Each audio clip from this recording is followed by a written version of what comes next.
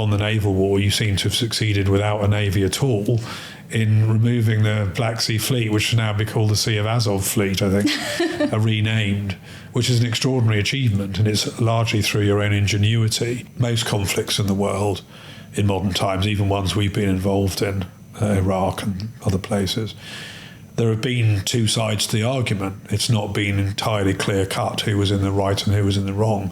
This is one of the clearest-cut conflicts in modern history, where Russia is clearly in the wrong in every regard and Ukraine is in the right. We actually had an agreement which we were signatories to, which guaranteed Ukraine's sovereignty. We have not enforced it, to put it bluntly. And so I think that does make Ukraine a unique case. The thing about Ukraine is, very differently from the UK, which hasn't been invaded for 1,000 years or more, Ukraine has a very bloody history and a very tragic history. And in many ways, you've been caught at the polls to some extent as well, between the great powers of Europe. And, you know, that's been the battlefield. I've heard stories about the invasion of Crimea and everything was possibly decided in a Putin's sauna after a hockey match where they'd all had a few too many vodka. In this harbour with all these Soviet-Russian warships, there was a private yacht. I noticed today that Russia exported more oil last month than the previous month, and it's shocking. It shouldn't be allowed. It shouldn't be happening. I don't think Putin has any intention of settling this war until such a time as he's at least got hold of the 4 provinces or oblasts that he has claimed sovereignty over.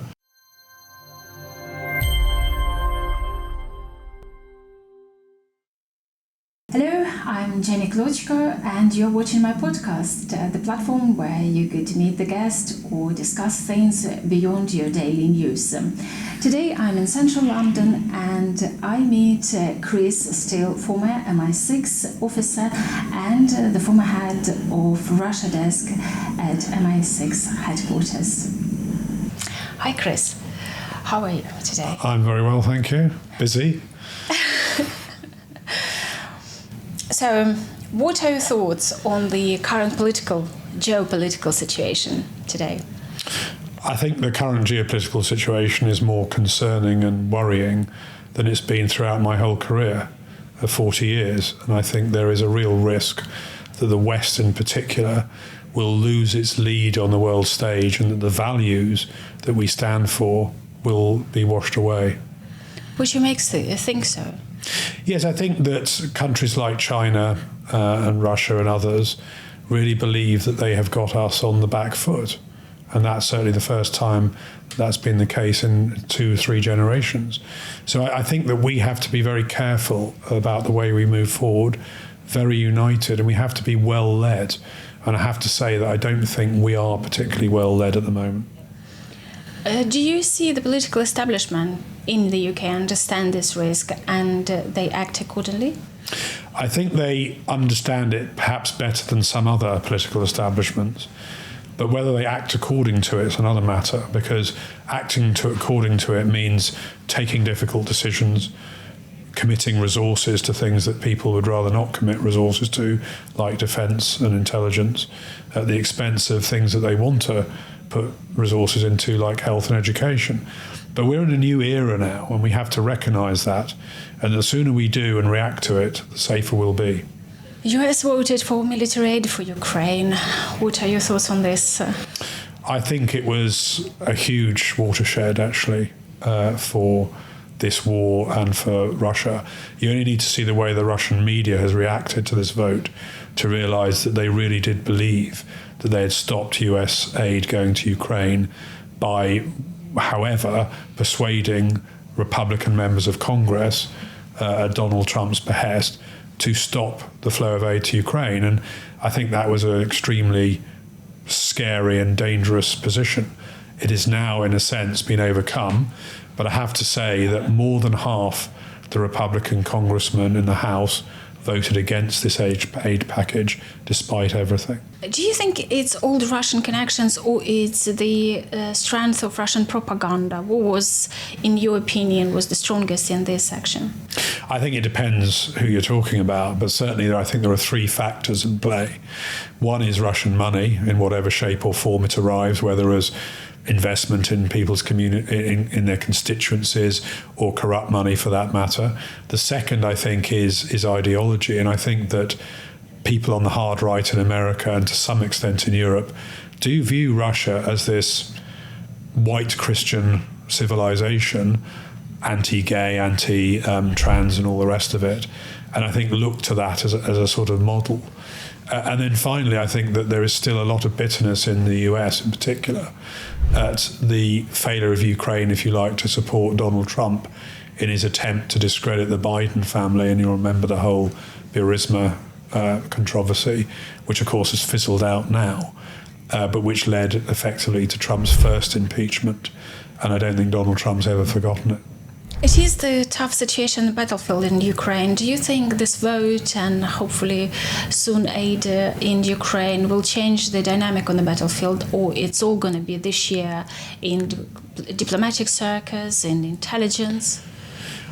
I think you'd have to split it up between the naval war, the air war and the ground war. I think that where Ukraine's been suffering in the last few months is more on the ground war. I mean, clearly on the naval war, you seem to have succeeded without a navy at all in removing the Black Sea Fleet, which should now be called the Sea of Azov Fleet, I think, renamed, which is an extraordinary achievement, and it's largely through your own ingenuity with asymmetrical warfare, use of sea drones and everything else. I think the air battle is also quite extraordinary. If you'd said to me 3 years ago that Russia would be incapable of controlling the airspace over Ukraine, I would have been astonished, but that does seem to be the case. And I think the ground war is a real problem, though, because you're outnumbered. The amount of hardware that the Russians have got has been growing in proportion to yours. And I think also because they don't care about casualty levels. I mean, this is not a civilized country, Russia. It is a brutal authoritarian country where the truth is suppressed and where the civilian population either doesn't know what's going on or is scared to look at it and therefore protest. So the Russians don't care how many people they lose on the battlefield. In a democracy like Britain or Ukraine, that's one of the main priorities, to keep the number of casualties to the minimum. Some generals say it's a Soviet approach when it's just like dead bodies over the dead bodies. Is this how Soviet Union won their side of the World War II? Don't you find it strange that how many years passed and they still use the same tricks? Well, I think it goes back even before that. I mean, I think Russia's always fought on the basis that it's only ever good at defence, not attack, and that it uses force of numbers rather than skill or tactics. I think that goes way back into the 18th, 19th centuries. So I don't think it's particularly new. And of course, in the Second World War, their casualty levels were massively higher than the German levels, sort of 5 or 6, possibly to 1. But that doesn't mean that they don't win out in the end, and this is what we have to be aware of, that they can use sheer force of numbers to prevail. Elections in the US and UK this year, do you think it's going to affect dramatically aid to Ukraine and support of Ukraine? Not in the UK. I mean, I think the one issue actually that unites the whole, or almost all, the political class in the UK is Ukraine. And I've been incredibly proud in the last few years, again, to be British after the Brexit disaster on that account. I think in the US it's critical. I think that if the isolationists in the Republican Party, and Trump in particular, were to come back to office, I think Ukraine would be in very big trouble. In fact, we all would be. Let's go back a little bit when you were working in Moscow and in Russia and being an officer. And how operates within the institution and understand the post-Soviet countries, Russia, Ukraine, and has it changed since the big invasion? I think that, one of the big fundamental changes that took place in Russia and indeed in other ex-Soviet republics like Kazakhstan and Ukraine and Georgia and places, was the degree to which it opened up to the outside world. I mean, even many Russians travelled abroad to the West after the collapse of the Soviet Union in a way that they'd never been able to before. And I think the hope was that as they became exposed to our way of life and our way of doing things, the rule of law, the sanctity of contracts in business and so on, that they would change, their behaviour would change, their practice would change. And I think one of the great disappointments has been that doesn't seem to have happened. You know, we brought Russia and China, and it's a broader issue, into the World Trade Organization, for example, and the Council of Europe and other places. And unfortunately, under this authoritarian regime of Putin, Russia seems to have moved away from all the values and basis upon which engagement was done after 1991. And I think that Russia has an awfully long way to go back to get to the point where, you know, for example, Queen Elizabeth II made a state visit to Russia in 1994, the only royal state visit from Britain to Russia in its history. How British do you see the Russians and Ukrainians? Is it the same for them or different? And do you think it has changed since the invasion in 2022? Yes, very much so. I mean, I think that before that, there wasn't so much differentiation in people's minds between Russians and Ukrainians. I think that has shifted dramatically. And I think that the vast majority, I mean, you only need to look at the number of Ukrainian flags flying in this country. This is not a country like the United States where every house has the British flag flying. So to see that is quite astonishing. I don't think I've ever seen it in relation to any other country in modern times, including our own flag. There are more Ukrainian flags flying in Britain than there are British flags. And that's a remarkable situation.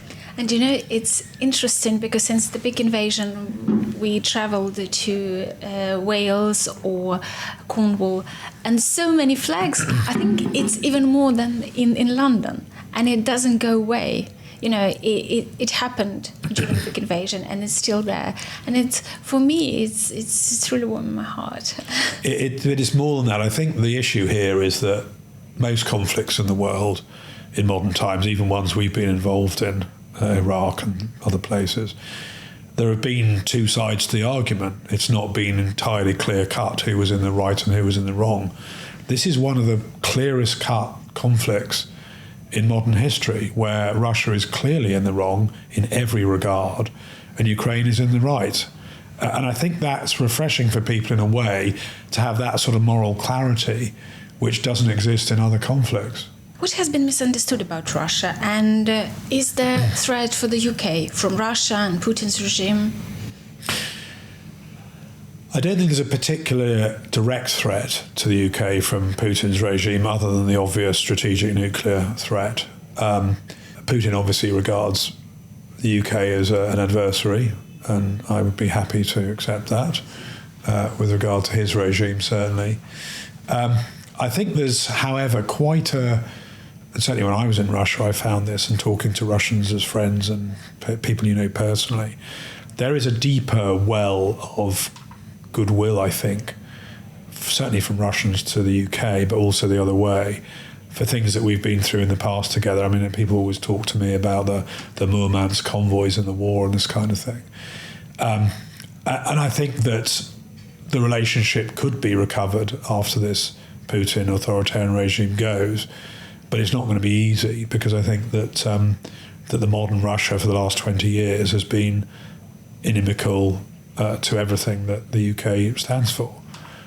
We used to have a joke when I was in the embassy, and everything in the UK was moderate, the weather was moderate, the people were moderate, and everything in Russia was extreme, krayny, you know.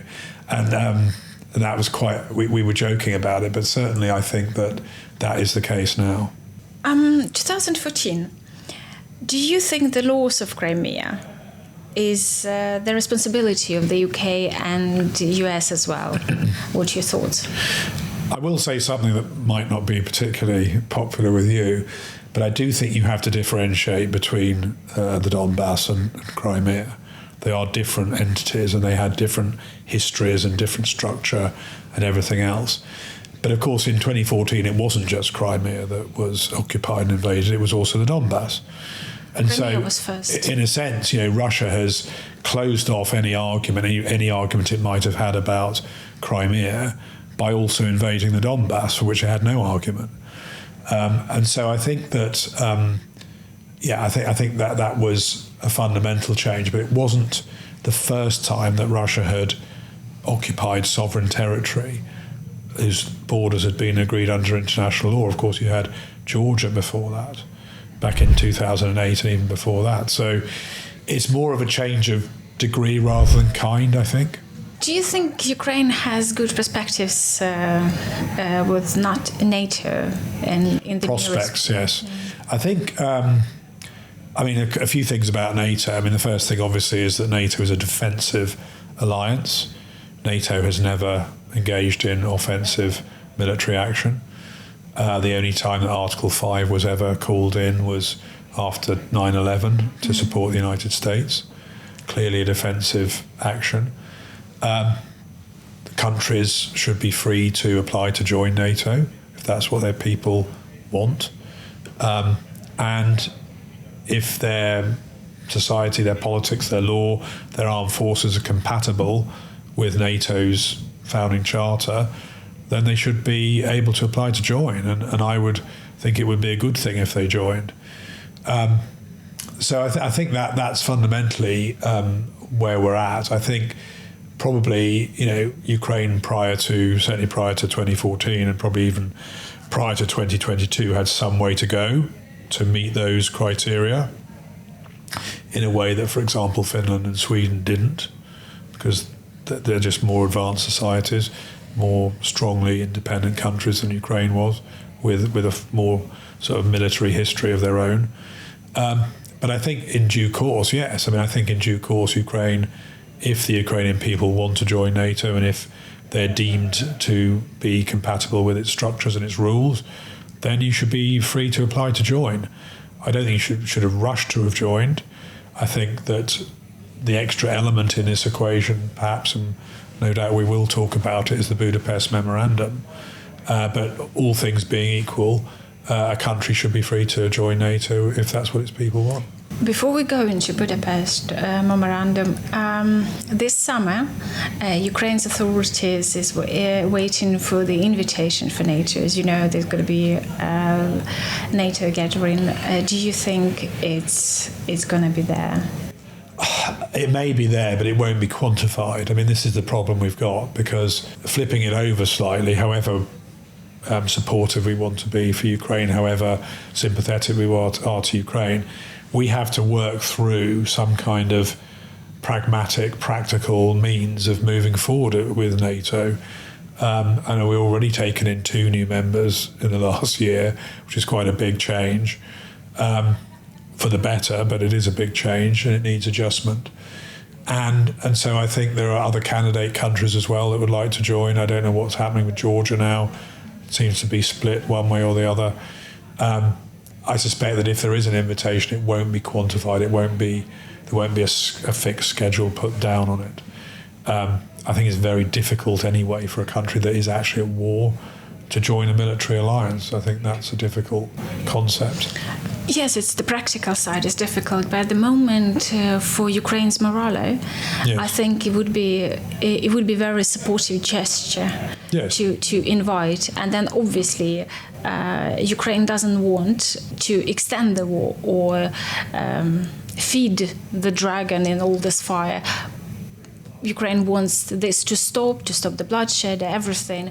But joining NATO would be something supportive and important. No, I don't. I'm saying I think it is important, but I think there's an awful lot of other things that we need to be doing right now, like providing new air defence systems to Ukraine and new aircraft and other things, training, which are more important actually. And which have been rather neglected, I think, over the last few months when American aid has been cut off. So I think there's a lot to do, and I think that with your country being at war, I think the priority is to get the military cooperation on the ground right now and the training, and then look to a longer perspective of joining NATO. in due course once there's some kind of settlement. Your thoughts on Budapest memorandum, because for Ukraine, and when it's in Ukraine media or big discussions in Ukraine, and there's the term guarantee of independence, guarantee of sovereignty, where it coming from your American side, they say there is a possibility, there's an option, so it's no guarantee. Well, yes, I mean, we laugh at it. It's not funny because it's led to where we are. But the reality is that clearly the deal there was that Ukraine would disarm its nuclear weapons in return for firm guarantees of sovereignty and non-aggression from Russia, the US, the UK and others. And the reality is that we have not been true to that treaty, and certainly Russia hasn't been. That's what I think makes Ukraine stand out rather from, say, Georgia or Moldova or any of these others that are still keen to join NATO. We actually had an agreement which we were signatories to, which guaranteed Ukraine's sovereignty. We have not enforced it, to put it bluntly. And so I think that does make Ukraine a unique case, if I can put it that way. Your thoughts on Navalny death? Now nobody talks about it, but he was the prominent leader of the opposition and he was allegedly killed in the prison. What do you think? I don't have definitive information on that, but obviously I sometimes think of the parallel case of Nelson Mandela when he was in prison in Robben Island. And the South African authorities, although they had him in prison and they weren't going to let him out or whatever, realised that in the longer term that Mandela would be a potential sort of leader of the country who could unify the country. And therefore, yes, he shouldn't be out there toppling the regime, but nor should he be tortured or killed, because he was an insurance policy in a sense, politically, which turned out to be the right policy actually in South Africa. But I think that in Russia that wasn't the case. I think that he was killed. I'm not sure exactly who by. I mean, the problem is with Russia, as you know, is that whilst Putin is, yes, he's in charge and everyone's afraid of him, they're also doing all sorts of things behind his back, including killing each other and damaging each other and discrediting each other, which was going on for years and is probably worse now. If you look at the number of Russian oil executives that have fallen out of windows or had heart attacks, there's 5 in Lukoil alone in the last 2 years. That doesn't suggest a stable leadership.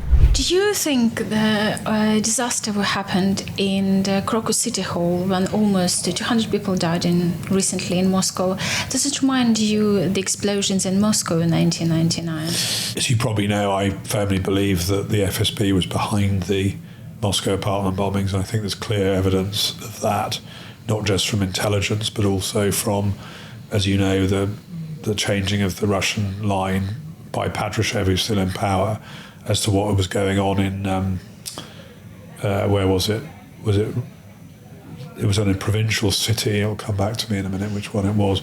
Was it Rostov-on-Don? It was one of the provincial cities. Yeah. Where they were basically caught out what they were doing and then pretended it was a training exercise. So I'm firmly of the view that was the FSB doing that. Crocus Hall, in a way, is a different case, but it's an equally damning case for the Russian security services, because I don't believe they were behind it, but I do believe that they were utterly incompetent and ideologically blinkered in not heeding the warning that came from the US and others, not just that there was an attack was likely, but actually where it was going to take place, which is an extraordinary dereliction of duty by the FSB to its own people. And it's part of this whole problem that you have in Russia, where the truth counts for nothing. All that matters is the propaganda and the biases and the prejudices of Putin and the people around him, which were, we can't possibly trust the US, which has given us a piece of counterintelligence or counterterrorism intelligence. We'll ignore it and we'll carry on as before. So I think that whilst I don't believe it was some kind of false flag, I do believe it's utterly damning of the FSB and the Russian security state. So strange, because they are so stuffed. There's so many of them, and the school of KGB, FSB now, they, has long and deep traditions. And Well, one of them was in Kiev. They had an academy in Kiev, didn't they, in the past, the KGB? well, now it's probably SBU. Yes, but it was quite a lot of KGB officers in the past were trained in Kiev. Well, yeah, there was one. That's an country. irony for you. Probably some of the ones still serving. Yeah, well, Ukraine suffered after, since the Soviet Union collapsed, because all the armed forces and many people in the high positions, they all were Russian citizens or had strong connections with Russia, and it's actually destroyed armed forces. From 2014, it had to be reformed and rebuilt from the ground. Well, I sometimes compare Ukraine and Russia to like England and Scotland or England and Ireland. I mean, in terms of ethnic history and everything, I mean, there are many, many Ukrainians of Russian descent, and there are many Russians of Ukrainian descent, and many mixed families. And as you know, the language, for example, Russian is very widely spoken in Ukraine even now. I mean, it's a very strange situation. Well, many people switched. And or tried to. Some tried to, many switched. It's a big thing became. And a few guests on this podcast, they stopped speaking Russian. And even struggling, for example, the artist, she was from Kharkiv region, which is so close to Russia, and Sumy, there was the comedian. So they did make a decision, and I know thousands of people did. It's not easy, but the decision is there. It's not. What I was told was that Leonid Kuchma, who was one of your second president, didn't speak Ukrainian. From the very beginning. Then he was famous. Had to be taught. Getting there. Had to be taught his own language. Yeah. Anyway, there we go. You've been in Ukraine, haven't you? Yes. During your post. Yes, and afterwards, yes. Yeah. What was your impressions of Kiev? I think Kiev is a beautiful European city which has stunning sort of architecture and history, and very sad history. I mean, the thing about Ukraine is, very differently from the UK, which hasn't been invaded for 1,000 years or more, Ukraine has a very bloody history and a very tragic history, and in many ways you've been caught at the polls to some extent as well, between the great powers of Europe, and that's been the battlefield, First World War, Second World War, now, etc., between the blocs. And I think that it is extraordinary to think that even in my father passed away a few years ago, but he was born in 1932, which is when the Ukrainian famine began, and millions of people were artificially starved to death by Soviet power, Soviet government. And so I think that you have a tragic history. You are remarkable people to have gone through that and to come out in the way that you have. And I think to have transformed your country, there are problems with petty corruption and everything else, of course there are. But the way that the country has changed, I think, since, let's say, Yanukovych's time, is remarkable. War in Ukraine, many people refer to the Second World War, but I know you look at it in the frames of First World War. Why is that? Because the Second World War, in a way, was an ideological war. I mean, it was between Nazism and communism on the Eastern Front. What we're now looking at are nation states and empires and things like that, which is much more what happened in 1914. And what strikes me about it is the way in which there is a significant risk of this war spreading, not by design, but by accident, in a way that wouldn't have been the case in the 1940s. And it would only take a few stray shells or a few stray missiles into Poland or Romania or wherever to spark off a much bigger crisis. It's a bit of a tinderbox, and it is all about borders, it's all about nationalism, it's all about blocks in a way that 1940 to 45 wasn't. You lived in Moscow, and it makes you familiar with Russian mentality, with their culture, propaganda narratives. And how do you think, how is powerful the Russian culture as element of propaganda on the global political scene? I think you've always had this issue in Russia between a small, sophisticated elite and a mass sort of group of people underneath. And what you've never really had is what we've had here in this country, which developed over a couple of hundred years, which is a middle class. You know, the fact was that the middle class held most of the wealth, controlled the professions and so on. You didn't really have that in Russia. What you had was the elite, the aristocracy were literally wiped out 100 years ago or more and never replaced. And so I always joke that when it's even things like when you look at the Forbes richest people in Russia and you just look at the faces on there, they all look like nightclub bouncers.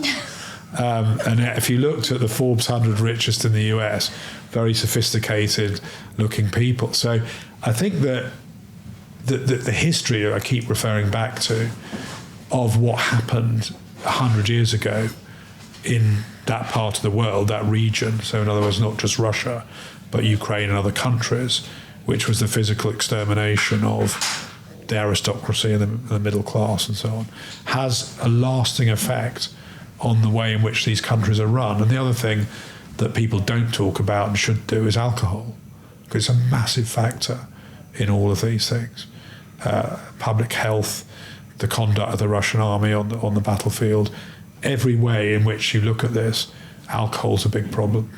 There is stereotype, there's belief, and Russians talk about vodka, it's part of their thing.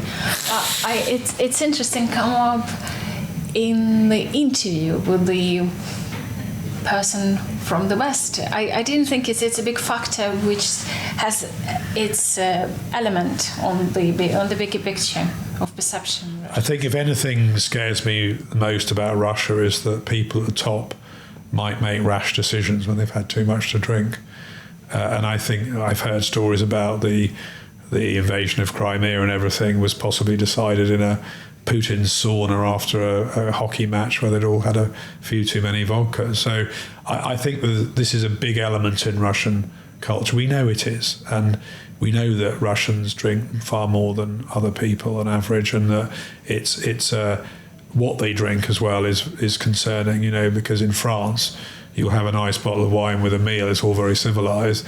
In Russia, you start knocking back vodka or what purports to be vodka and often isn't, and you've got a real problem. How did you survive being in Moscow? You had to have connections there. You have to drink with them. I was quite young, but I do remember going on trips to the provinces, getting off an aircraft, and the first thing I was offered was a glass of room temperature vodka that I had to knock back, and then my head would start spinning even before I got into the car. So yeah, it's quite a task. But I was going to tell you a funny story about well, yeah, it's a funny story about. So in 1992, which was, I suppose, just after Ukrainian independence, not much. After, we went on an embassy trip to the Crimea. We stayed in Yalta, and we went, as you probably know, we saw the so-called bird's nest and all the rest of it down there, and then we went to see the Crimean War battlefields, which were particularly interesting for us as Brits. And we went to Sevastopol, and we went to the Black Sea, and we saw the Black Sea Fleet. And it's just a sign of how things have changed, because in this harbour with all these Soviet-Russian warships, there was a private yacht. And that private yacht belonged to President Ford, the ex-president of the US, who was actually there in his yacht in amongst the Black Sea Fleet in the harbour at the time. And he was hosting James Callaghan, who had been a former Prime Minister of Britain. And that, to me, was the sort of high watermark, quite literally, of the sort of the Soviet Union breaking out from its history of adversary and all the rest of it to us. And can you imagine that now? Can you imagine the US president's private yacht visiting Sevastopol and calling in there? Maybe soon. Not for a while, I suspect. Not for a while. More like to get hit by a Storm Shadow missile. Yeah, true. Private yacht. Wow. I've still got a ship in a bottle from, Sevastopol. The souvenir. Yeah, I've got it sitting on my... Do you like Crimean wines? I quite like them, but what was the thing I'd had down there? There was some fortified spirit, more like a sherry or a brandy sort of sherry, a fortified wine. I can remember that was good, but I do remember, and this had a profound effect on me. The coach that took us from Simferopol, where we landed, to Yalta, went through some of the most beautiful, primeval, deciduous forest I've ever seen. Beautiful trees, oaks, elms, ashes, all those sort of things, beach. Fantastic. Because so much of Britain has been deforested, but there are whole parts of Ukraine that are still like in their original form. You work in embassy in Moscow. So how things were back then? And there's something maybe it would be relevant for today for understanding Russia to sort out this war in Ukraine, or it's all changed, the country changed, and all the knowledges you got there back then? Yeah, it was a very different time. I mean, it was the centre of diplomatic activity. I mean, it was an absolute hotbed of diplomatic activity. I remember in the embassy we would have a government minister visit us almost every week. And I was actually there when the Prime Minister and the Foreign Secretary came through and met Gorbachev after the coup. So it was an exciting time. It was a challenging time. You felt history was moving in the right direction. The country, Russia, was moving in the right direction. I think they've had one ministerial visit in the last 4 years or something. I mean, it's a dead end diplomatically, Russia. Civil society in Russia is asleep. I mean, it must be a very dull place to work as a diplomat. Sanctions against Russia, particularly oil sanctions. And in the media, you can see lots of narratives and lots of expectations, especially since the full-scale invasion. Yeah. But 2 years on, Russian economy grows. There are speculations or news that some Russian oligarchs managing to lift sanctions, or sanctions. Evade, yeah. What do you think about it, and especially when it comes to oil, because it's a big source of money which can be used on the warfare? Well, it's the key source of Russian state money from the oil export tax. They make more money from that than they do from income tax. I think there's been a clear decision taken in the West that to try and clamp down on the Russian oil trade would have an inflationary impact on the world economy. And inflation is deeply unpopular in Western societies and would possibly reverse support for the war, for Ukraine in the war anyway. And the problem is that other countries that have no or fewer scruples or principles, like India and China and Turkey, are the ones that are buying this oil. I think there's one thing we should be doing, which we're not doing, is imposing secondary sanctions on companies in those countries that import Russian oil, refine it and re-export it. We should absolutely be hitting that target, that group of people. India's the worst.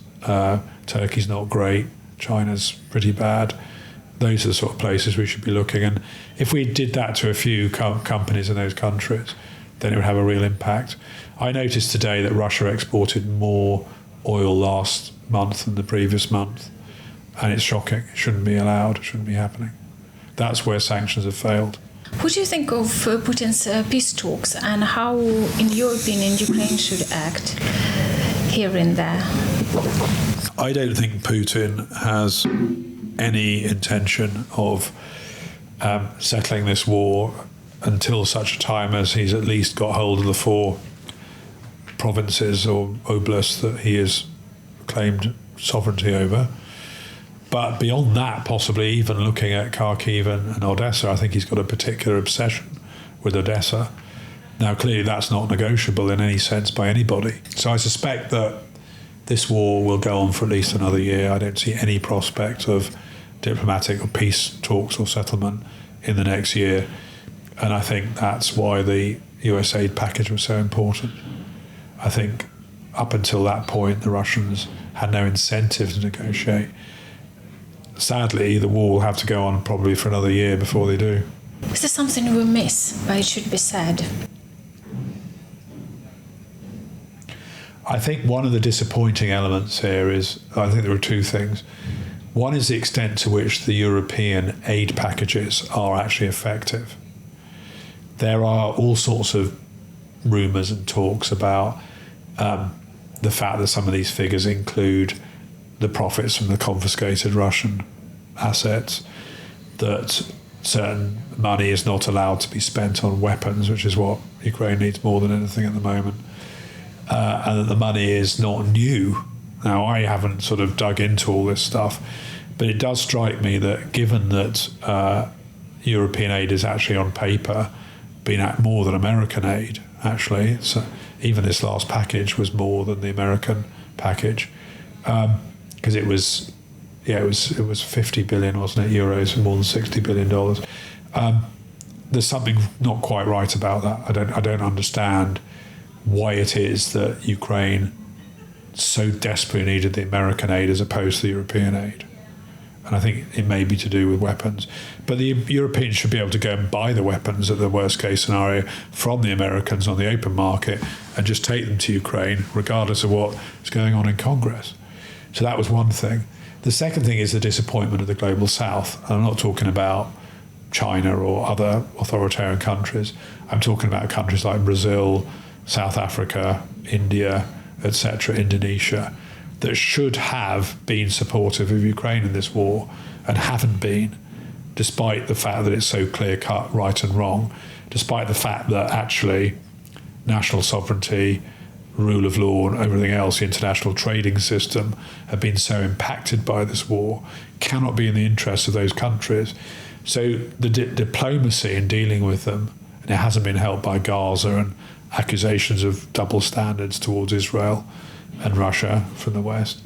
But something's not been handled properly there. The engagement of both Ukraine itself and of the West with countries like Brazil and South Africa and Indonesia has not been effective.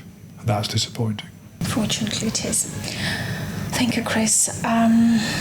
Today I talked in central London to Chris Steele, former MI6 officer.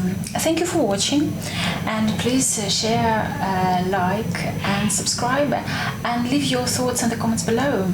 Let's talk, let's discuss what you've heard today. Thank you.